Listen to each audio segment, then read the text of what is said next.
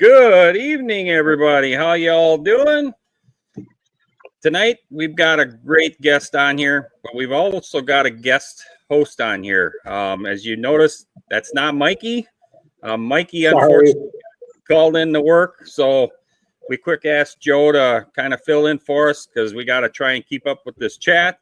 It's already going pretty wild, so we want to welcome Joe on here tonight. Hey, guys. Thank you for having me on tonight. You're welcome. And then we've got our great producer here. Hi, I'm Bruce. Bruce's Factory World. I want to also thank Joe for last-minute substitution. And you guys have all seen Joe before on here, so we thought it'd be a great fit. He's one of our moderators, so yep, he fits. Yeah. He's part of the club, so yep, for sure. Whatever. Yeah. I mean, I'm not as pretty. I don't have as colorful a hat. I'm sorry. Yeah, that's true. That's why I had to put the orange colorful hat on tonight. So yeah, thank you for pulling the extra weight. So we all miss Mikey. I'm sure he'll be back next week. Work comes first. You got to pay the bills, especially when you got all that paint and models that Mikey's got, or empty boxes. You got to pay for them. So and he said that's getting closer to getting his new computer. So well, that too, yeah. That too. He definitely wants a computer. So yeah. Let's get into those social media shout outs. There you go. And the first one will be it's the bearded guy, Jeff Lawless. If you guys have not checked out his channel, Jeff is a super awesome guy. Does some really nice building. Builds pretty quick, but pretty handy with an airbrush. He's always building some really nice street machines. I'd love to do his GM products for sure, but go give Jeff a like and a subscribe and tell him we sent you. And I think you guys will enjoy him. He's a really, really good dude. He is. Absolutely. He's a great guy. Yep. And the next one is. This one's mine. This is the Model Car Body Shop. This is Terry. Terry's relatively new, but he's got some really neat content. He's definitely trying to produce more videos. You can tell he's trying to put more focus in his builds, his quality of his videos, all that stuff. I really enjoy Terry's channel. Go over there, check out Terry. Let's get him higher than that 188 subs. Let's get him into the 200-300s. That'd be really great to see. Like I said, he's a really awesome gentleman. Go over there, support him. Tell him the AMC show sent them your way. Yeah, he got a few more than that because that picture is about 3 days old. Oh, so he does got more. Good. That's good to hear. He's got a few more, about 20 more, I think. But yeah, I've been watching. I watched all his videos. I like him. Yeah, he's a good guy. I really enjoy him. Very good guy. And mine. And he's a Ford guy. It's a good thing. Yeah, mine is another new guy, and his name's Larry, and he's got a relatively new channel. And I found him by watching Dan the Man's video the other day, and he gave him a shout out. And I went, "Oh, got to go take a look." Nope, not subscribed. Of course, I am now. But yeah, he's done a lot of great stuff over there. So we give him a like, share, subscribe to all these awesome people we shout out every week. I've definitely got to go and subscribe this gentleman because I don't have him on my list. So, so that's cool. There. And so who do we have on tonight? Does anybody in the chat know who we've got coming on tonight? We've got a great guest tonight. Who's in the chat that knows who we got coming on? He's in the back room. You cannot paint an 8 on my forehead.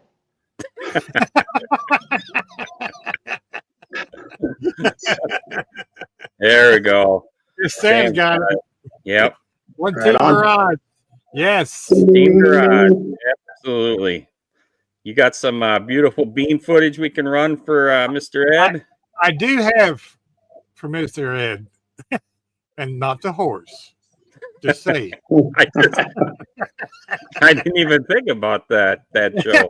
Damn, it's the way I hit my noggin. I didn't want anybody else to think that crazy stuff.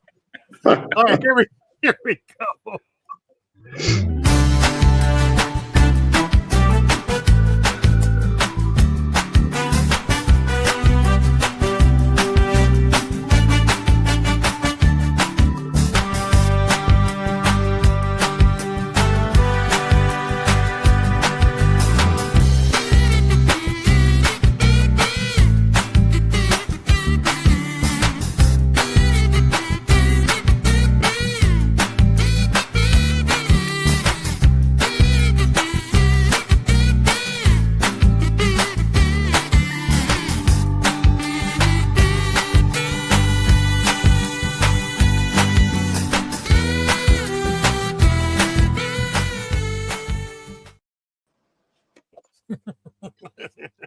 Hey everyone. Well, There we go, everybody. I have one at home, I promise. Okay, Yeah. here's Joe's. Yeah, you got mine. I'm it. remote. I didn't know I needed to bring it with me. well, first and foremost, I'm happy to be on the show, but you have to give your producer excellent credit. He has done his homework. He really did his research to find all that. I'm very impressed. Thank you, So Bruce. Thank you. You didn't send him that? No. Now I'm he did scared. his research. You know, that's all on my website, but now I'm highly impressed. I appreciate that, Bruce. Thanks, Wednesday helped. Wednesday. She liked the pictures. That is too cool. You're welcome. That's awesome. Good job, Bruce. I wasn't quite sure about the song, but I thought I kind of like the kazoo. Yeah, because that's what that was. I was trying to think what that was. The kazoo. It's called the kazoo song or something like that. It's a YouTube music. We won't get copyright. No. I've heard that one before. Yeah, we only use approved YouTube music. Yes. That's the only way it's safe. Either find some guys that do music on their own. That's what I do. I got some guys in Nashville to help me out. That's good. I didn't realize until the other day when I was watching Leon on that what was it, the Sprue channel or the Sprue podcast? Something like that, yeah. Yeah. I didn't know that Leon used to perform and was a music guy himself. So that explains a lot by his. Yeah, he's an artist. Sprued Out. I think that's a new podcast, the Sprued Out podcast. Sorry if I got him wrong, but I did just check out that the episode. That's with JT from I Need My Garage Time. Yep. That's with T from Mod Out Customs, and they had Leon as a special guest on that. It was a really good podcast. It's every 2 weeks. Every 2 weeks, Every 2 weeks. Yeah, that I knew who JT was because I watched his stuff as well. Of course, Leon, I met him right away on the first 48-hour group build I participated in. And then that T, I didn't know T at all. So I just subbed him. So, yeah, they had a really good show. Yeah, it was an awesome show. I really enjoyed it. Thanks, Leon. Sprue Crazy Podcast. Yep. I'm on the wrong screen. Yeah. Sorry. Yes, sir. There he is. So again, we want to introduce Ed. Ed, a lot of you know, is the publisher of this great book. I'm sure many of you used it. I got this book after our friend, the late great senior Terry Thacker, was the one that led me onto that book. And I think there was a lot of people at that time that Terry I think Terry sold a lot of books for you. I think you owe him some gratuities. He did. He was there for day one. I really miss Terry. He was everybody noticed him fine. Yeah. Supporting the book. Yes. See, another great guy here that loves your sign there, Ed. I love that sign behind Ed there. Thank you. Yeah. Dart game. Of course, it's the dart game. So, Ed, one thing I really want to know is what was the inspiration by doing a model recorded book? What possessed you to do that? Well, anytime I write a book or create a product or service, period, I always look for a need in the environment I'm working in or something I'm working on. And for me, it was easy. I work on these model cars, And I kept finding myself forgetting what I had done to the model car. And I'm talking about, it was maybe a car I built a year ago. And don't even ask me about something I built years ago. Right. Trying to guess what I did to it and where I got the parts. And I'm like, well, I need something where I can document this. And I did some research and I said, hey, I think the community could really use this. And I put it together, and I own my own publishing company, so I was able to put it out. Yeah, that's awesome. So did you have a hard time getting it into Amazon? Is it easy to get a product in there for sale, or is it something that you have to go through a lot You basically have to have an account set up. I've been on Amazon.com selling books since 2011, so I'm kind of familiar with the process. So it can be a challenge, trying to figure out how to get everything uploaded, get in the right format and everything. But if you just put the work in, you can figure it out. Cool. Because you had some issues, correct me if I'm wrong, like last year, didn't you have to like get all recertified with Amazon or something like that, or they took you off there? Or yeah, that was wild. Anytime you're in business, you're going to have different types of professional attacks, I would like to call them. And for some reason, somebody had reported something in my books that wasn't necessarily true at all. They was basically saying that a title I had was misleading, and all this takes is one title. And if you don't see that when they put it on the message board, because Amazon has their own message board behind the scenes, when you end up looking at your books. And that's something I don't go on there too often and check. And I guess they sent me a message and I didn't see it, and they snatched everything down.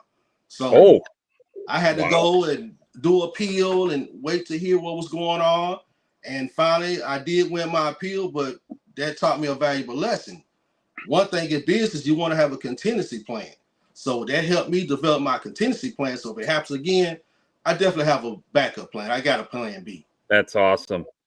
Well, nice. I'm glad you stuck it out and you got it back on there so that we can all buy them up and hoard them up here. Absolutely. Appreciate it. Yeah. And like I said, if something like that happens again, I got a backup plan. They're not the only business in town when it comes to publishing books. And it's not even necessarily them publishing books. They're distributors. Actually, I'm the book publisher. One Team Publishing and Films, but they're a distributor. And of course, they're one of the largest distributors with, I guess you say, the biggest market when it comes to selling books. So everybody wants to be on Amazon. Yeah. Sometimes it can get a little tricky, and I felt blessed because I wasn't the only one that happened to. It's been a lot of authors that have been getting kicked off Amazon, wasn't able to get put back on. So for me to be able to get my products back on it was a blessing. So I didn't trip too much over it. I was relieved when I got everything back online. I was. That's awesome. So have you reached out to like any hobby shops? Do hobby shops have any chances of getting these copies and selling them to their customers, or no? Well, that's some things I've been working on behind the scenes. The only thing about my area, there are really no mom and pops hobby shops. It's Michael's, Hobby Lobby. There's one that's really deep in Dade County, because y'all know I'm down here in South Florida in the Miami area, but it's almost in the Everglades. It's in West Miami-Dade County, so you really head towards the Everglades. So it'll take me a good probably an hour to get there, but I'm gonna have to take that trip. I want to go out there and network with it, because I'm like, that's the closest hobby shop towards me, like a real mom and pops. I want to go support them. So I'm going to take a little road trip and adventure. And trust me, y'all going to be along with me when I go out there to that hobby shop in West Miami-Dade County. Well, I got a model show / it's an automotive show that's doing a model contest this weekend. And I'm taking these books with, because I know there's some guys there that are going to love to see this, how you can fill out all the information. Like I have one that has information on 3 of my builds now. And I think that more guys see that, they're definitely going to want that tool to go back. Like if you're kit bashing, you could go back and say, yep, okay, I use this kit to build this.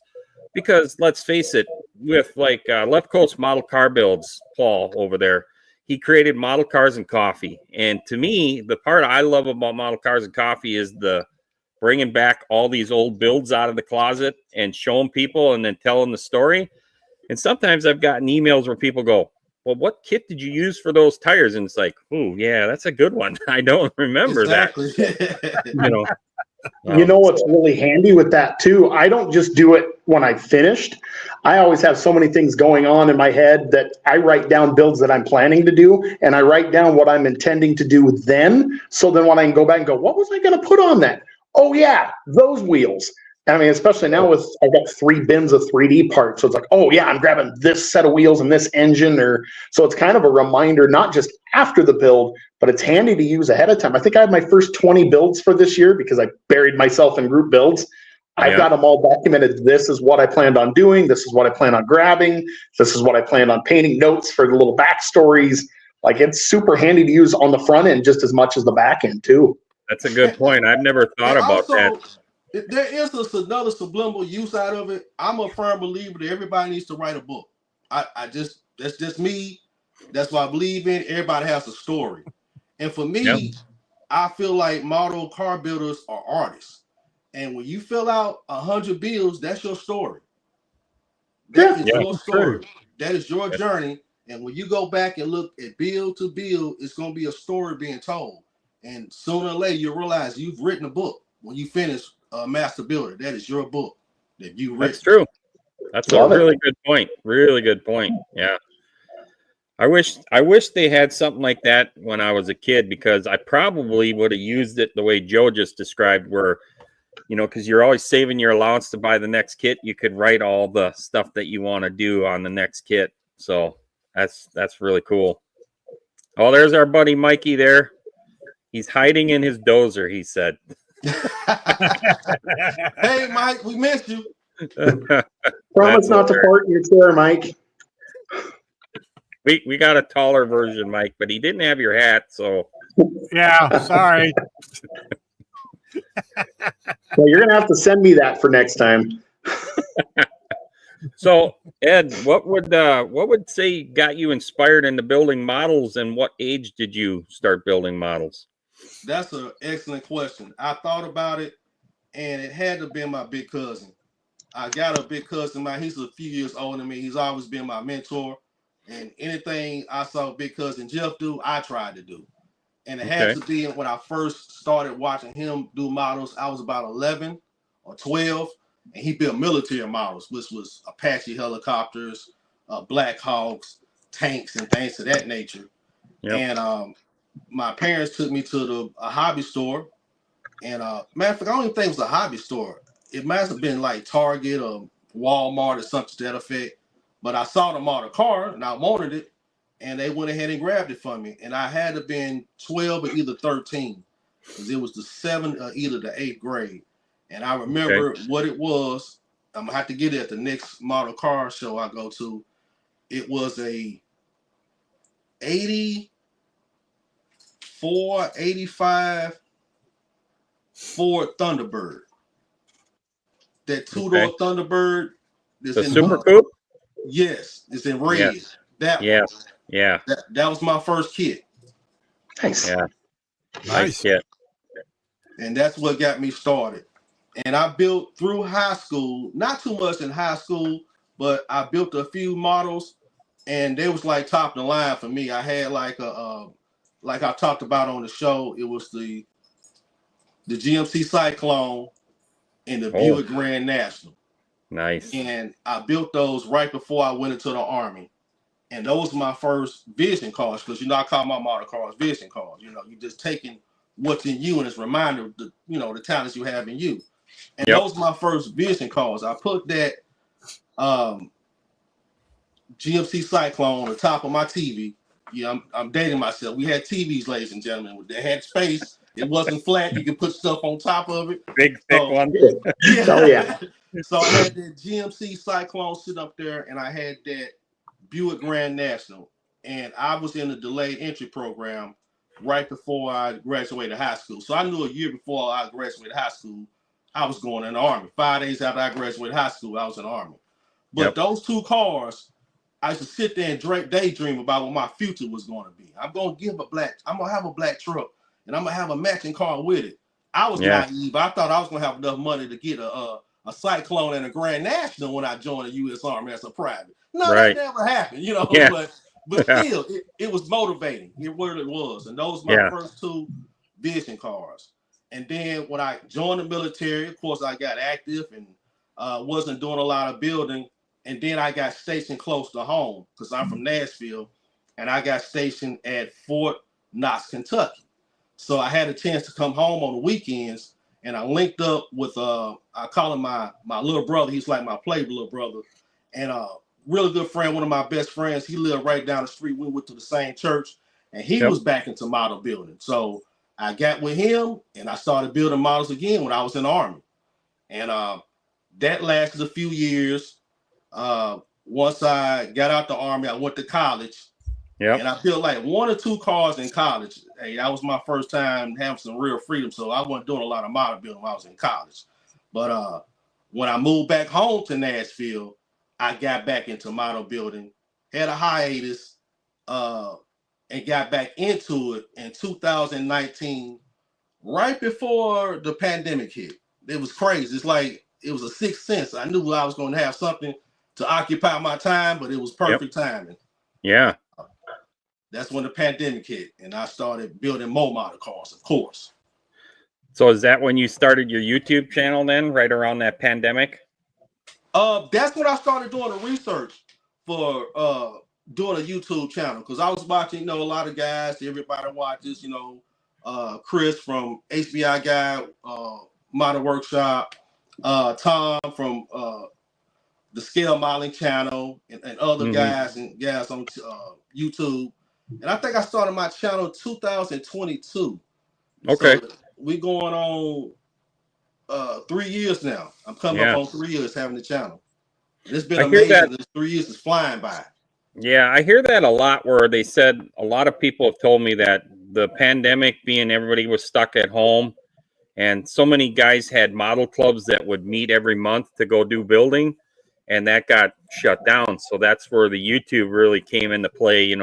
People were using like Zoom meeting rooms and stuff like that. So it's really cool to see how modeling has evolved and kind of really flooded a lot of YouTube now. And that's really what drew me back in, was the USAC build, seeing that, so many times when I get on YouTube, I just will Google Mopar or Google Roadrunner or whatever. And that particular year is when the USAC Roadrunner was being built. And I'm like, oh, what's this? Model car? Nice.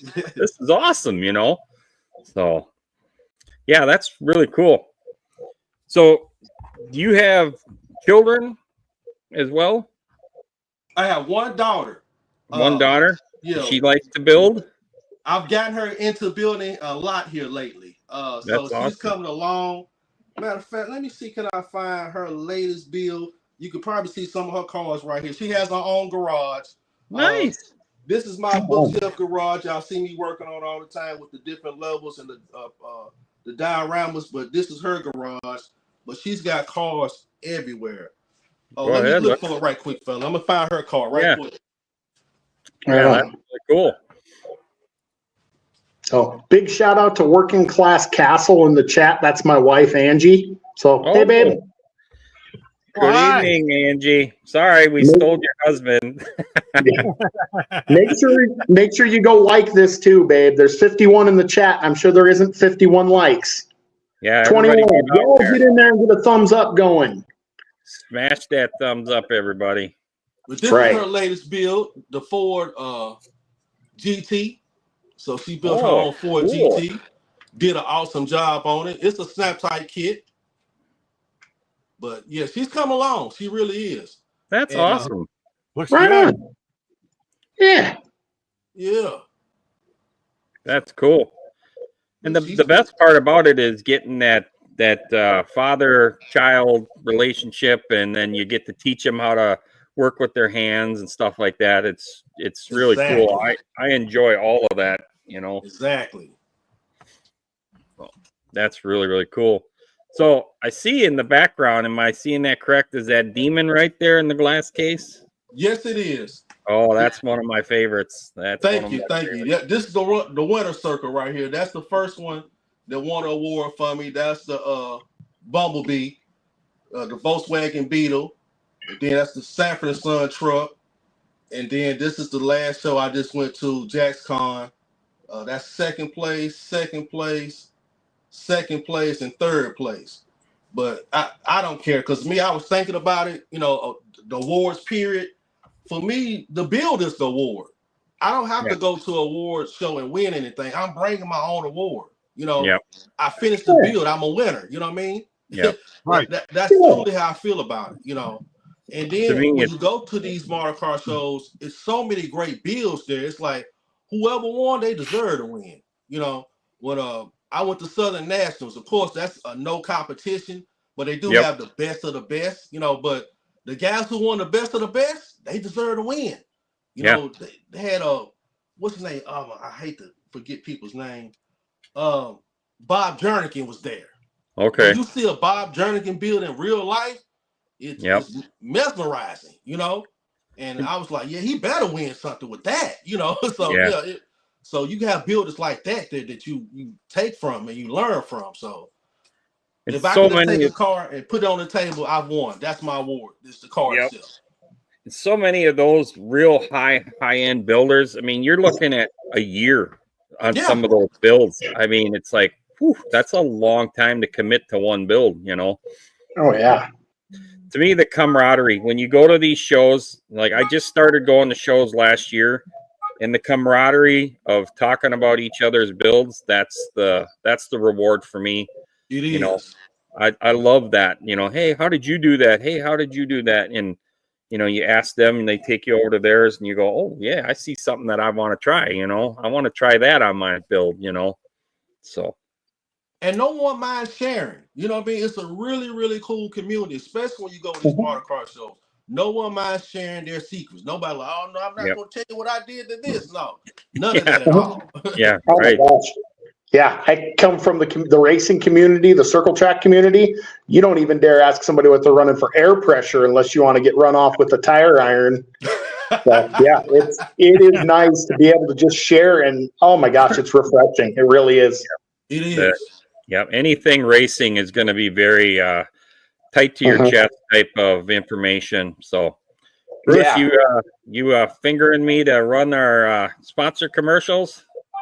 This is a family show. Sounds good, my friend. We'll be right back, folks. We got to pay some bills. So go ahead and roll that footage, Bruce. We all got to get paid, right?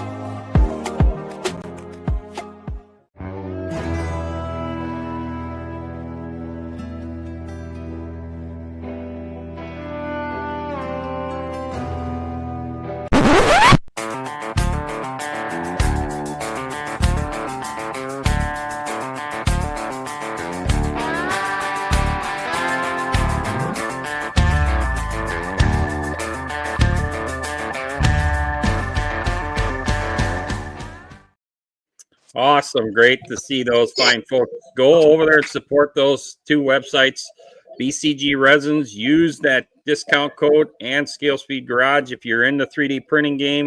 If you're looking for some file bundles, he's got lots of file bundles. Go over there and check those fine folks out. And there is a group build coming, correct, Bruce, on the Scale Speed Garage guys? They got like a Pro Street build or a drag build or something like that they got coming up starting in the end of April. Yeah, I think so. Yeah. So like about the 15th maybe. Yeah, go over and check out his Facebook page at Scale Speed Garage, and I think he's got a lot more information over there on that as well. So we're back. Joe, you got any questions for Ed? I actually do have one that I was thinking about here. So you've got a pretty eclectic build style. But what would you say is your absolute favorite? Like if you could only build one style of vehicle for the rest of your building career, what would it be? Good question. One style of vehicle I could build the rest of my career. I would have to say a street machine. Okay. Yeah, definitely a street machine. Right on. He And built then some I killer was engines. thinking about a question as well. Like, I think somebody asked here lately, if you had this one car you would love to build, you could build over and over again. I think for me, that car would have to be the Buick Grand National. Nice.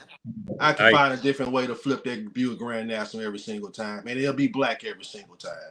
Oh, The demons are safe, Jason. the demons are safe. Yeah. Well, I got a couple Grand Nationals, and I gotta agree with them. It ain't a Grand National if it ain't pitch black. So. Yep. Grand National. Then it's just a T-type. Says Man, the guy can't paint red. When I was in high school and that car came out, oh my God, I loved them cars. Everybody's like, "You're a Mopar guy." I go, if I was to buy a GM, that's the one I want right there. It's the G body. I would just say the G body. Period. You know, the G body shuffle, man. That's they're awesome. They hike up and they're awesome.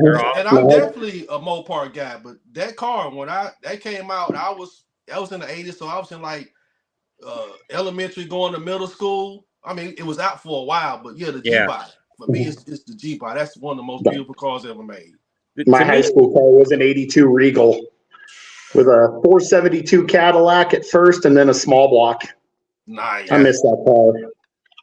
That car was, to me, the last muscle car that they produced, really. It was. For all the big three. The sharp lines that thing had were just awesome. Love that just car. Gorgeous. Yeah. The only thing I'd love to find another one, but oh my gosh, the prices for one nowadays. Yeah. They going up. Yeah. If you're going to get one, you probably want to get one now. Yeah, even the diesel and the V6 ones are just stupid. Yep. Yeah. The thing I wish in the model world is that they made one 125th. I think every one I've seen is 124th scale. So. MPC made a Southern Stalker, which it's got the bubbled out wheel well, so you could probably fix that, but that'd be about as close as you get. Yeah. That or you'd have to 3D print one these days and scale it down a little bit. So Bruce, what about you? You got any questions for Ed? I mean, you kind of stalked him already and made that creepy video on that was cool, Bruce. Salute. That was cool. I love it. Thank you, Amazon. That's all I got to say. You know what? I bet he has an about page. I was looking for ideas. I thought, they have an about page on Amazon, so I bet there's something there.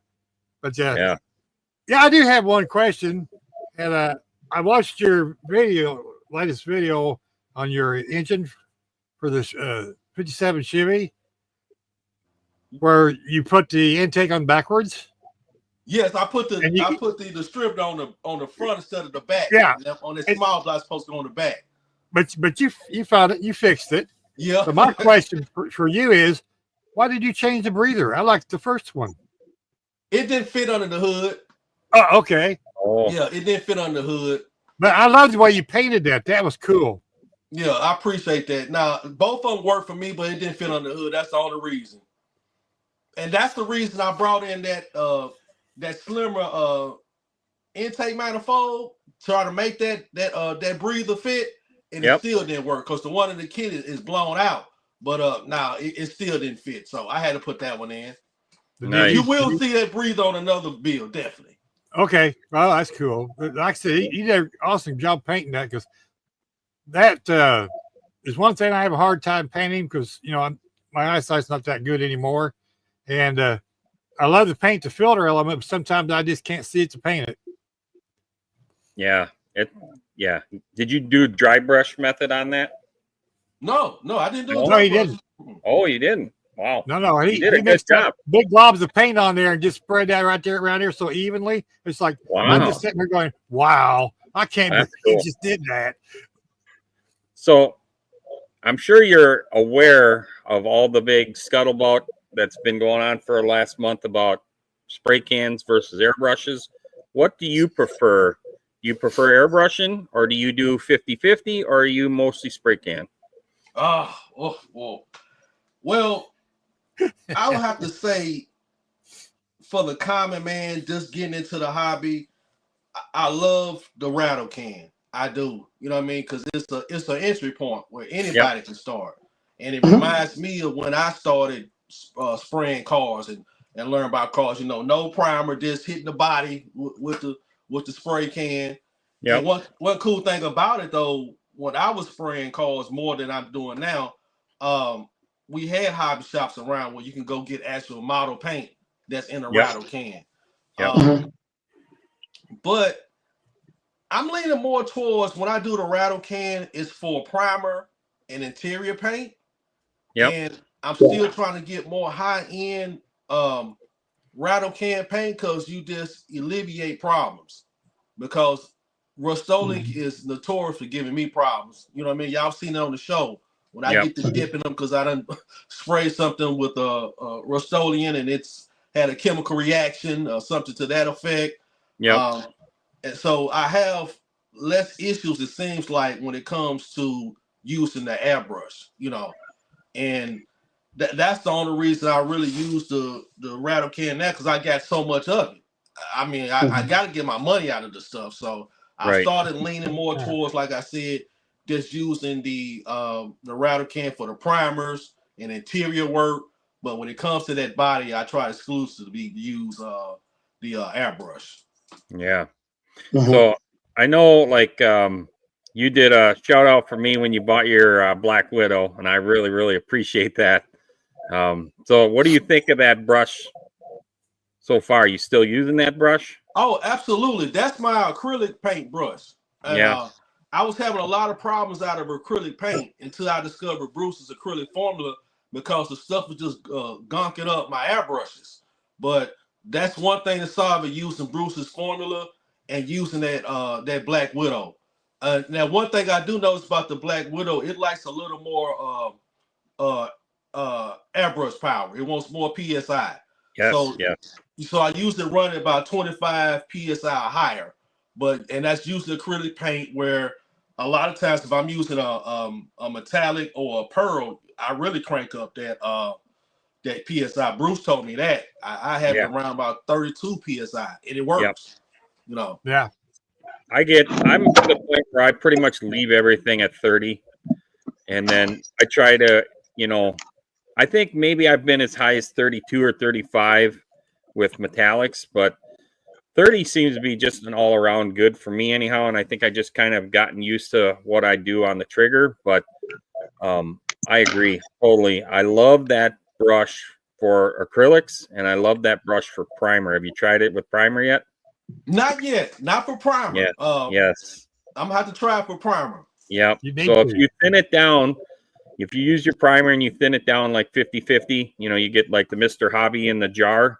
You thin it down, it will lay it down really nice. The other primer I've used is the Scale Finishes primer, the super primers, and you can get them in 4 or 5 different colors. So that stuff lays out of there really, really nice too. So you'll love it through that brush. You really will.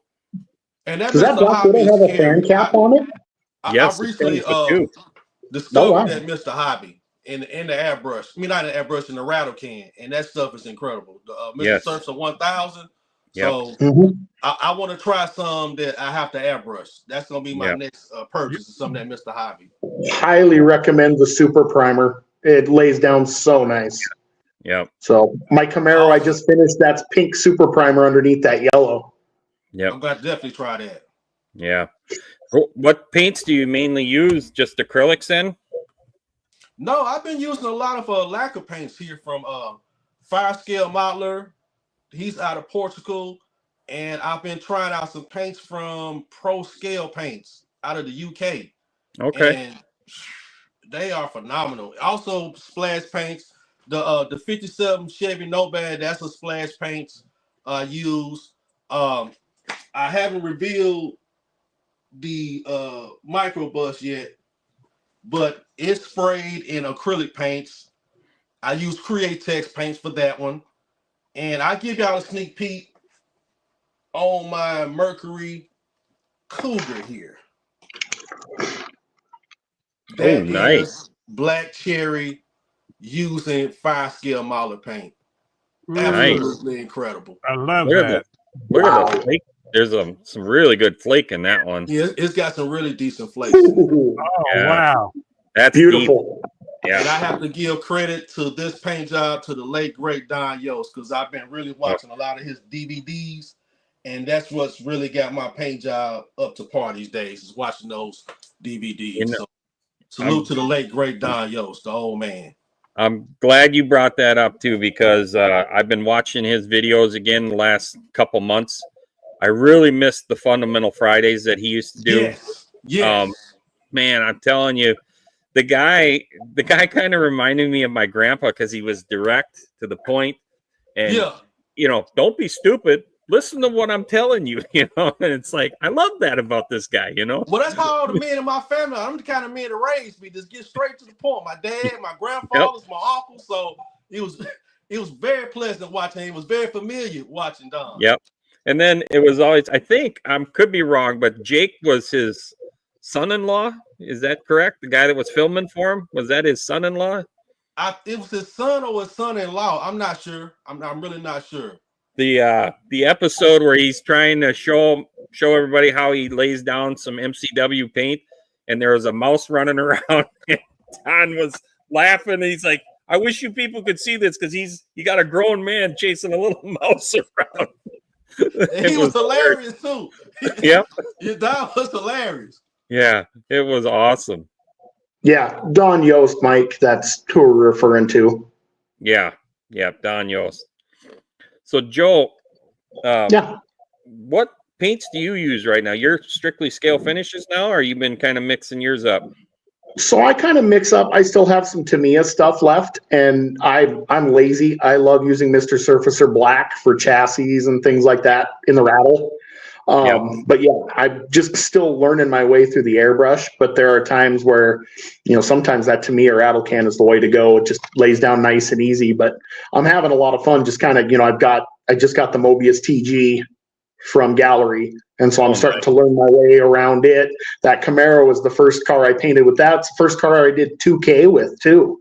So nice. Not bad.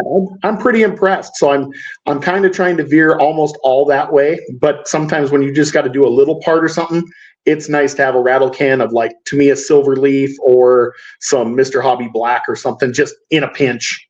Yep. Otherwise pretty much staying scale finishes, just that way I can just learn technique and not have to worry about mixing or anything like that. Yep. I'm totally with you on that. Let me ask y'all a question. I just recently, it hasn't come yet, but I purchased the mahogany Mr. Hobby primer. Have y'all tried that one? No. Every time I go to buy that, it's out of stock. Yep. Well, I might have a plug for you. I found a new company. When I do my next drop on some products, I'll let y'all know about that. Yeah, absolutely.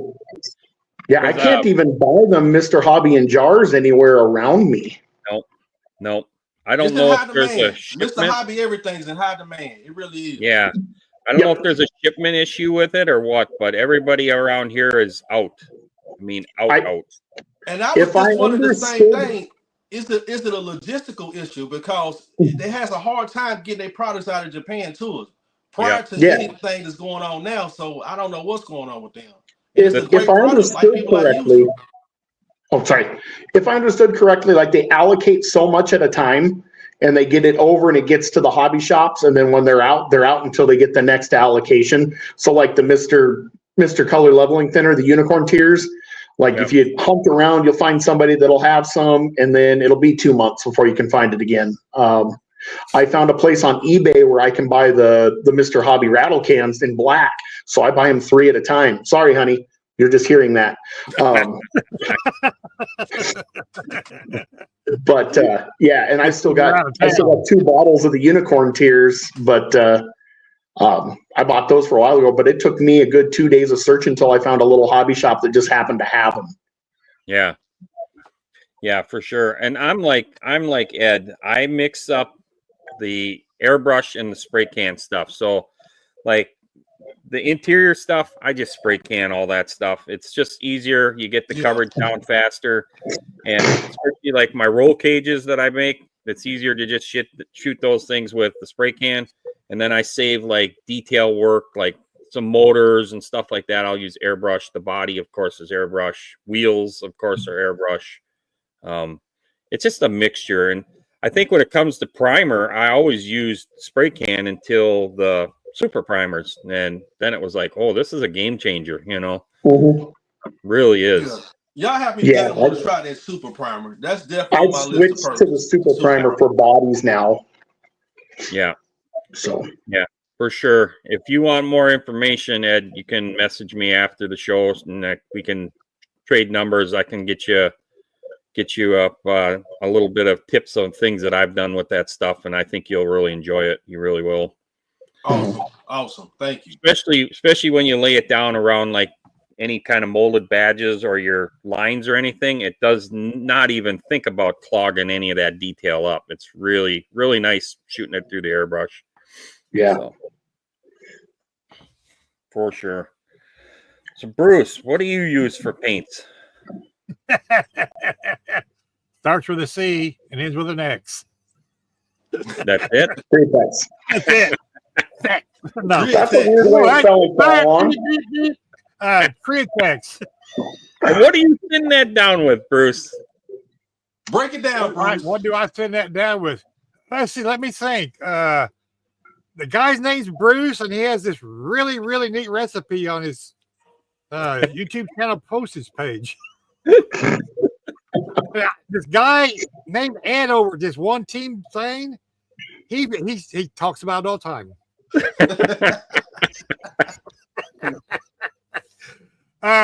Yeah, that's I primarily use my own recipe all the time.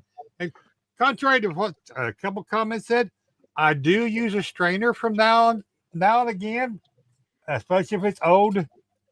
I have one of these. Okay. Oh yeah. You know, these, especially if you have old Createx or old acrylics. This is for resin. Yep. And they're on Amazon. It catches all the chunks. It doesn't go through your airbrush. That's the How big about a thing. couple of those little plastic cups that sit right in the top for like $9 or something? Yeah, the little rubber, not rubber. They're like a clear plastic, and they've got the mesh in them, so you can rinse them out, reuse them. Yeah, 2-pack was like $9 or something. But Especially with the acrylics, it seems like acrylics, they're hit or miss. Even if the bottles are in the same rack, you could get one that's a little more thick and chunkier than the next one. So that strain in acrylics is huge. And once you use Bruce's formula, it'll run right through this really, really good. Who's that Bruce guy everybody keeps talking about? I don't know. He's got that silly YouTube channel thing. But I mean, I use it on Tamiya paints sometimes too, especially my older Tamiya paints. Because you know, when you take the lid on and off, you get a little coat on there, and it falls inside your bottle, and you don't notice it. And when you go to pour it in your spray gun, it gets to the end of the needle and stops. Yep. I've had that happen. Oh, yeah. Very irritating. Very. So I got another question here, and I'm going to let Joe answer this after you, Ed, too. So we've asked this a few times to a few different guests and stuff. If you were to list off your 5 top model kit manufacturers, what would that list look like from 1 to 5? As far as brand. 1 to 5. Okay, 1 is easy. I hope I don't make anybody mad with this, but it has to be Tamiya. That's number 1 for me. I love Tamiya kits. After Tamiya,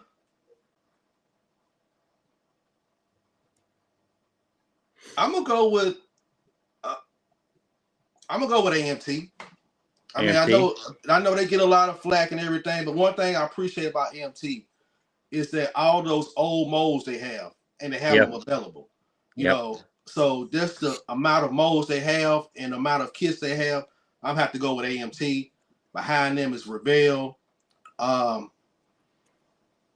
Then Fujimi. No, scratch Fujimi. No. It's Mobius. I like Mobius. All right. Yeah. Let me plug in Mobius in there. And then probably Fujimi. Then Fujimi. Yep. Good selection. Good selection. I'm with you on the AMT. I love my AMT stuff as well. Yeah, I do. Yep. All right, Joe, you go with yours. All right, here comes the hate mail. Number one on my list is going to be MPC.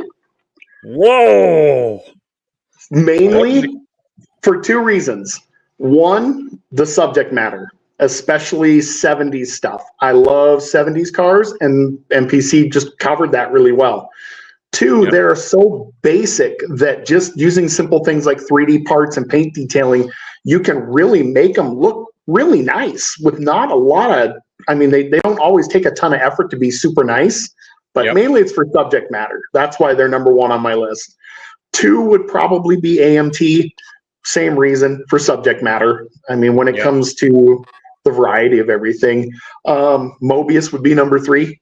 The quality is just fantastic, and I love those Ford pickups. I've kind of gone on a binge of those lately. Once again, sorry, babe.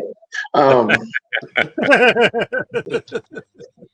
and I have never built a Tamiya kit before. I actually have my very first one coming. It is somewhere between Japan and here. So I will let you guys know on that. So number four is probably Revell. Revell has really come a long ways, I think. Yeah. And then fifth, just for plain nostalgia sake, would be Monogram. I know they're no longer here, but when I started building, I built exclusively Monogram because they were molded in colors, so I didn't have to worry about painting bodies. I could just paint engines and interiors because I couldn't spray paint anything to start. I brush painted chassis. I brush painted interiors. I did the turn signals and the door handles with a toothpick, like all that little stuff. So that's just out of nostalgia. That would be number five for now. Now that is subject to change once I get my first kit from Tamiya is going to be a Formula One car. So we'll see how that goes. Yeah. Year for experience. I love Tamiya. Those are my top dogs is Tamiya. Yeah. So I would probably put Salvino's JR in there right there with Monogram, I guess, if you put those together, because I still love building 80s NASCAR cars. And I mean, it's the same kits. I mean, but if I have more, the one thing I have more than anything of, I have a whole bunch of 80s NASCAR Monogram / Salvino's kits. So, and thank you to them for building the Le Mans, and I wish they built an 80s Cutlass already. Yeah.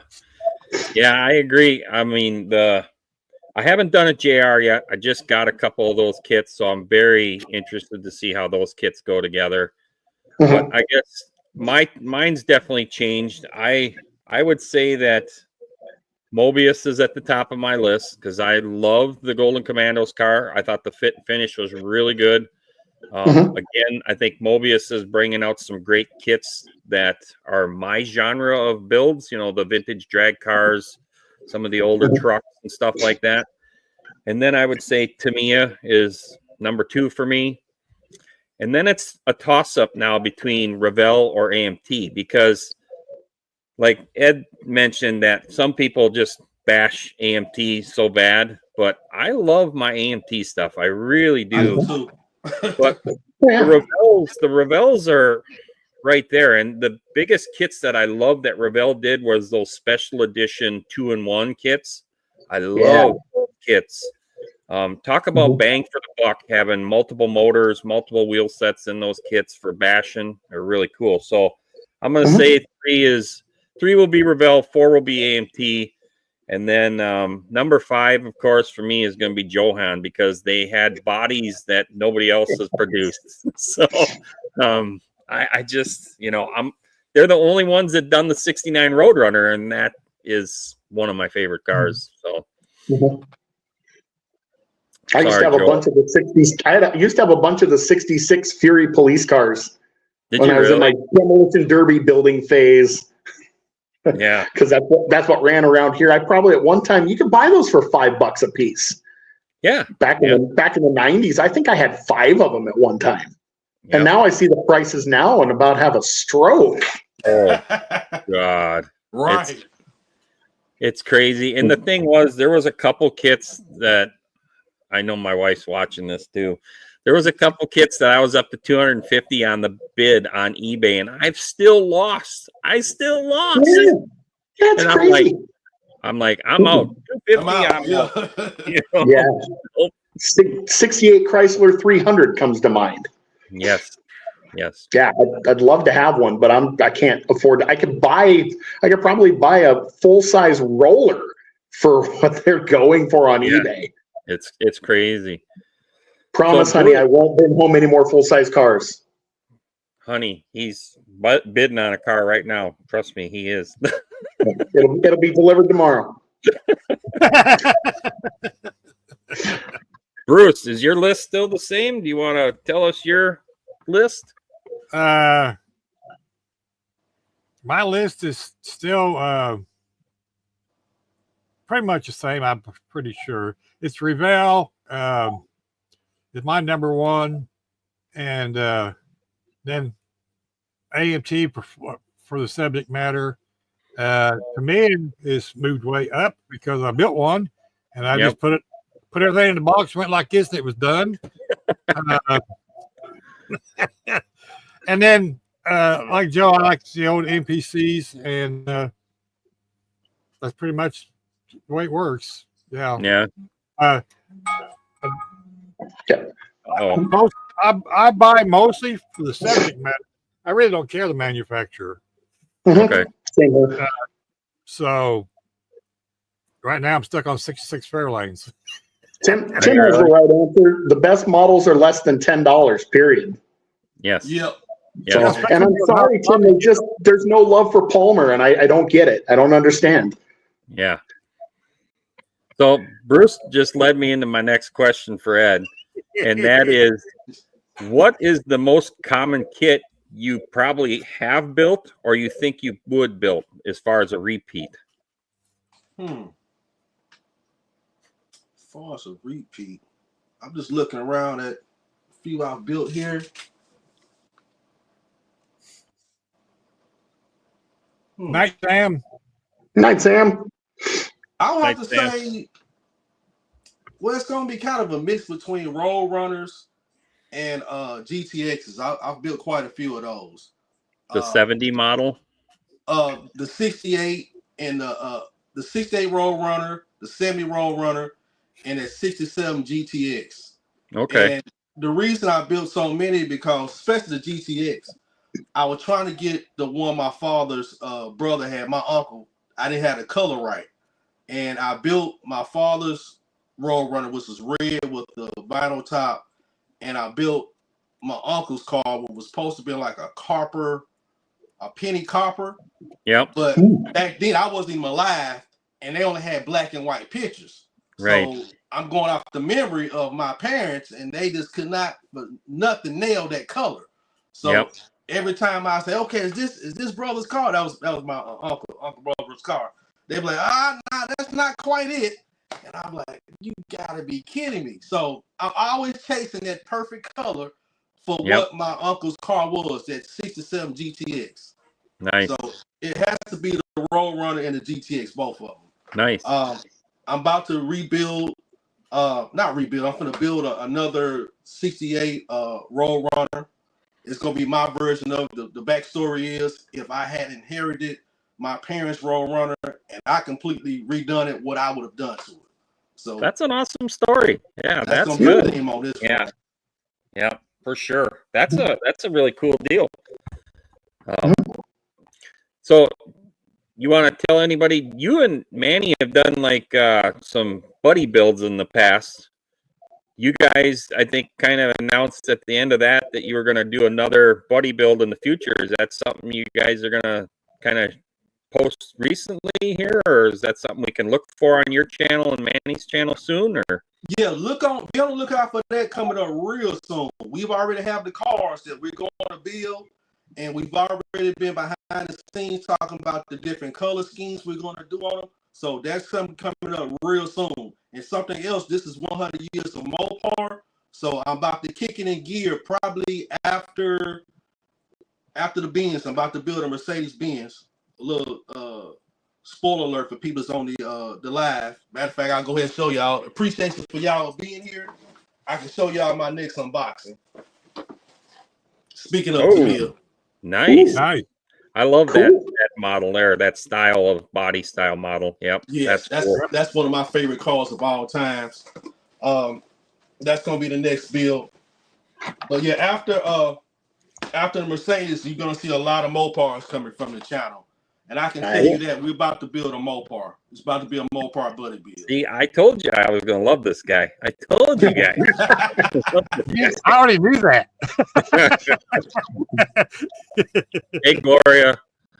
So, no, that's cool. So, you went to Acme last year, correct? Yes. Yes. Yeah. You're gonna plan on going this year? Yes, absolutely. Oh, that's good news because it'll be really great to meet you in person as well. Absolutely. Yeah. This is 100 years of Mopar. Rain, sleet, or snow, I'm going to be there. Definitely. That's awesome. That's really Speaking cool. of Mopar, everybody sees the sign and love that. I actually got that sign at JexCon from Chris's House of Plastics. And this is, I finally show why I hung it at, and that's right there. That's awesome. Chris is a great shouts guy. out to Chris for that sign. Absolutely. For sure. Well, Well, fellas, mentioned that in the comments, and I didn't catch it. yeah, he's in there. Chris is in there. I seen him. Oh, cool. Yeah. Shout out to everybody. I can't see it. I can't see the comments because I got it on my screen right here, and that's a little too small for me to see. So, shouts out to everybody for being in here. Thank you. Yep, we've got 56 in there right now. Make sure you guys put on there and smash that like button for us. We really, really appreciate it. Yeah, there's only 32 likes. Come on, guys. Yep. So we're coming up to the end of the hour here, folks. So we're going to get ready to wind this down. Again, let's do our closings here. And again, we want to give a great shout out to Joe for filling in for Mikey. Mikey had to work. And then, of course, and of course, our great guest, we got the one and only One Team Garage, Ed. Sorry, I called you Mr. Ed. I wasn't thinking about the horse. That don't bother me, man. Bruce is like, that's the horse. I'm like, oh, crap. I don't, you know what everybody says? I don't even really remember Mr. Ed. I don't know if I was watching something else at the time when I was young, but I was I watching. don't even remember the show. I was watching the Duke Boys. Yeah, probably. I watched the Dukes of Hazzard. There I'm from Nashville. Bruce is the only one old enough to have been to a live taping. Mr. Ed. Knight Rider, You wasn't supposed to tell everybody that, Joe. Miami Vice. Those were my shows when I was little. Yeah. I watched the wild stuff when I was little. Yeah. I used to watch TV with my parents. The Knight Rider, I remember the Knight Rider very well. Of course, Dukes of Hazzard because of all the crashing cars and stuff like that. The Blues Brothers was another great movie of all the crashing cars. I love the Blues Brothers. But the one that I totally forgot about was Hardcastle and McCormick. Oh, He had a little sports car in there, yeah. Coyote. The Coyote, yeah. So Yes. I've been pulling up old video clips on YouTube when I'm bored. I'm like, vintage cars from TV shows or the movies, and it's been really kind of fun, and it gives you some ideas on some builds too, Well, I still need to do an original Eleanor from the very original Gone in 60 Seconds. Yep. nice. All-time favorite movie. Yep, for Well, sure. that's what me was like watching Miami Vice with my parents. It was the cars in there. It's funny. Yeah. I live in South Florida and in the Miami area, but just the cars, like the fake Daytona they had in there. Yep. I didn't know for years that was a fake Daytona they had in the Ferrari Daytona. Still a beautiful car, that black car, the white Ferrari Testarossa. Yep. Tubbs old school Cadillac he had. Yep. Yeah. It was so many nice classic cars in that show, Miami Vice. Well, and then it was after that Don did that Nash Bridges show, wasn't it? And then he had that convertible CUDA in there in that show. Cool. Yeah, really cool stuff. So anyhow, we're going to end this show. Again, everybody, thanks to Ed for coming on here. Go over there and support Ed's channel, support Joe's channel, support Bruce's channel, because Bruce is the #1 producer right there. And then, of course, buy a master builder for 3. yes, buy Thank you. 3. Thank you. You gotta beat me. I just got 2, so you gotta buy 3. I only got There you go. one. Let me put another one in the Amazon cart, would you? Yeah, I'll put one in there for you, Joe. There we go. So, That's for Joe.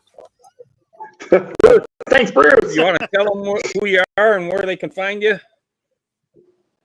I'm sorry, repeat that. Bruce, you want to tell them who you are and where they can find you? Hi, I'm Bruce from Bruce's Eclectic World, just like down there. Want to thank each and every one of our great, awesome people in the chat, our awesome hosts, both of them, and the one sitting in for the other one.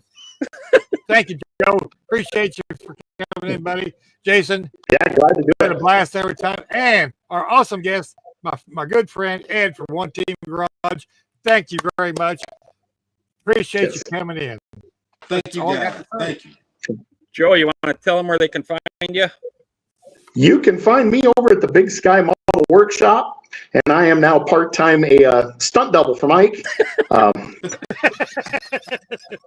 don't have the hat. I can operate a bulldozer, however. All right, Ed, you want to tell them where the people can find you? I'm not hard to find. One Team Garage. Let's get to build. Awesome. Amen, brother. Tell them where they can find your book. Yeah. Amazon.com. There you go. Just put in Master Building. It'll come right up. And I'm KRD, Jason from KRD, Klein Race Car Designs. I really appreciate The Hobby the Lobby. Hobby Bandit. Lobby Bandit, I've been told, because I sold all of Joe's dusters. I really, really appreciate all of you fine folks in the chat. We were up to 57 was the top, and you guys really kept it moving. And I'm sorry I wasn't able to answer it as much, but we're getting better every time, and we really appreciate it. So, again, Yep. thanks to Ed for joining us. Thanks for Joe for filling in, and our great Joe. producer. And we're going to leave with a big thumbs up for Mikey. 2 of them. Night, everybody. Big red Good button night. push.